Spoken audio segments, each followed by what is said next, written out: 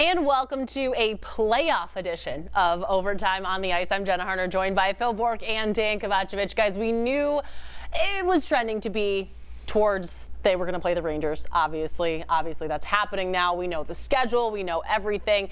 Headed into playoff week. It's crazy to believe that it is finally here. Now, this was a team that the Penguins beat the first time they matched up with the Rangers this season, but then the Rangers took the next three. They outscored the Pens 11-4. How do you beat this team? We'll look at it in a way where what's the biggest strength in your eyes of the Rangers? What's the biggest weakness? And we talked a little bit about wild card players. Who's going to be that difference maker for the Penguins when it comes to beating the Rangers? You guys can take it away. Well, I'll start with the strength first, and that is this New York Ranger team is as good, if maybe the best team in the league, at scoring off the rush. Their fast break out of their zone, their speed through the neutral zone, their skill, and their execution on their playmaking abilities. It's really challenged the Penguins in the 4-game season series, and they'll take it up a notch, I'm sure, in the postseason. As far as a weakness, it's not so much a weakness, but I think it's something that you can exploit against Igor Shesterkin, who is probably going to win the Vezina as the top goalie in the National Hockey League. His numbers were off the charts, and this 26-year-old goaltender is incredibly flexible. He has a great ability to move laterally as quick as anybody in the league, including Andrei Vasilevsky. But the thing I did notice in the 4-game series, guys, is he gives up a lot of rebounds. And once he goes down into that butterfly, he's kind of locked down in there. Now, the Penguins in the last 3 games, 21 shots against, 24 shots against, and 24 shots against. That's not enough. The old pass off the pad, where from a bad angle, just pound it low on the ice, and when he goes down into that butterfly, he will kick it out into the slot position. Finally, my wild card player, Big Jeff Carter, baby. Come on, he's won 2 Stanley Cups. He has not been out of the first round since winning the Stanley Cup in 2014. He's 37 years of age. He didn't come back and re-sign with the Pittsburgh Penguins just to punch the clock and collect a paycheck. He's back to win another cup. And last year in the playoffs, arguably the Penguins' best player, right? 4 goals and 5 points in the 6 games against the New York Islanders. Big game. Jeff Carter is going to show up in that first round against the Rangers. And I guarantee you, he will score a big goal in that series. Quality of shots and quality of chances, Jenna, is going to mean a lot to the Penguins, as Phil said. The way to achieve that is to forecheck. That solves 2 problems that the Penguins had against the Rangers. One is that they take advantage of the fact that New York is not all that great in the defensive zone. By the way, neither are the Penguins. When they're back there, when they're pinned in, they're not great at boxing out, defending in, getting people from the front of the net.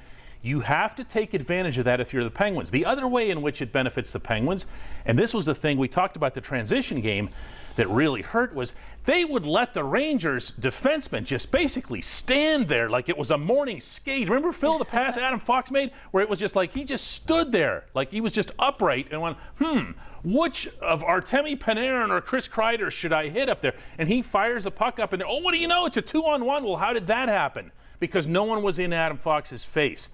That has to change. My wild card guy, and I'm going to dovetail off of Phil's here because last year it was Carter who came along and off the trade deadline and scored 1 million goals. It's Rickard Rakell's time, and he's going to have to be that because you need 5-on-5 offense from that second line. You have to look forward to seeing that second line and what they're going to do, knowing they really haven't had a whole lot of consistency throughout the season. Let's take a look at both of your 3 stars for the season because we had some fun with this. There we go. Oh, come on. Wait a minute. Hold on. Whoa, wait a minute. You don't have the captain number 1? I have DK? the captain at number 2 because last I checked, Phil, every one of us, including you, were saying for 4 or 5 months, who was the Penguins' best player? Okay. He's a little dinged up right now. Now he's gone for a month, and everybody forgets about him. Okay, all right. We both agree on Jake, right? 40 goals, absolutely, a monster season. He is Sid's Robin, right? He is an offensive force on his own. Every now, peanut butter needs a jelly. Credit. He is Sid's jelly, right?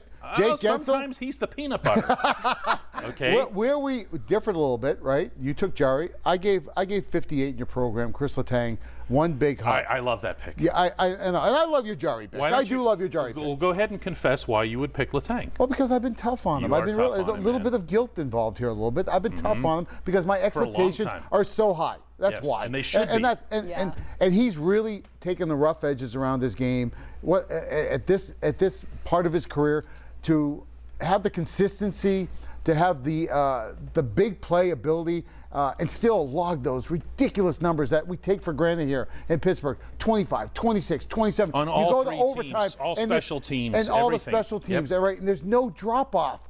He can be out there in triple overtime. You'd think it was 3 minutes of the first period. Yeah. So I had to go out of my way. I love and it. Give 58 a big old hug. I love Put him that. in And my I took third care star of Jari the for you. I Good. compensated because We I know checked you all the want boxes. Jari. Perfect. We did our job there, Jenna. How did we do? I love that. I think across the board there's no arguments against all of those players. And hopefully those are some of the guys that we know the Pens are going to look to this postseason. And hopefully they can continue to elevate their game the way they have this entire year, especially, potentially getting Jari back. Hopefully at some point, you got to win the first round, though. You got to do that. And so hopefully we will see there. Well, thanks so much for joining us on Overtime on the Ice.